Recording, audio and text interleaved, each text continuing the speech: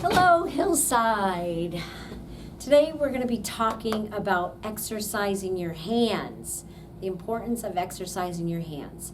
So just for a little while, let's talk about our hands and all the important things we want them to do, we need them to do. As I'm kind of talking with you, go through some of these exercises with me. Good, just opening and closing, opening and closing. Good, making a little fist. Good, you're not squeezing too hard, just opening and closing. Good, now wiggle out the fingers. Good, if anybody has arthritis in their hands or their fingers, we all know it hurts to move our fingers and hands, but it's oh so important to keep moving them so that we can keep doing the things we like to do. Good, so after you get done wiggling out your fingers, let's take those fingers and lace them together. Good, and then you're gonna keep alternating right fingers in front of left, left in front of right. Do the best you can. Good, you can give a little squeeze if you'd like. It's almost like you're playing with Play-Doh. Good, or I like to give the visual like you're making meatballs. Good, squeezing, squeezing, good. And then from here, just take your hands and rub them together. Our hands generate so much healing energy.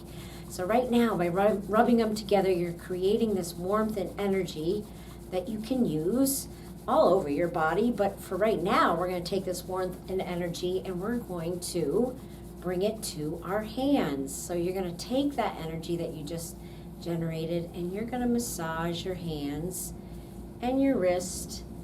And after you've done a project, maybe you like to woodwork or maybe you like to knit.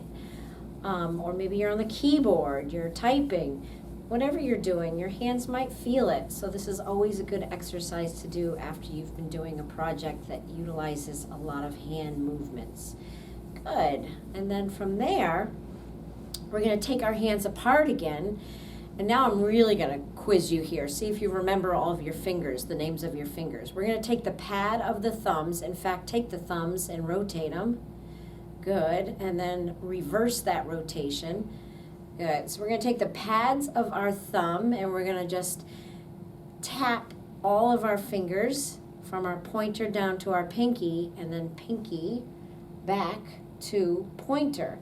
And you're going to give a slight little push when each finger meets your thumb. So let's go through it. It's pointer, middle, ring, pinky, pinky, ring, middle, pointer. So say it with me. Pointer, middle, ring, pinky, pinky, ring, middle, pointer. Let's do it one more time. I'm not going to say it. Let's see if you remember them.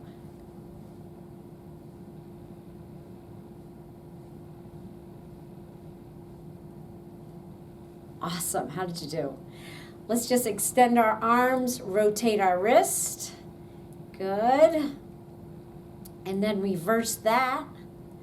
Very nice. And then I just want you to pretend you're playing the piano and you're sitting up nice and tall, right? Playing that piano.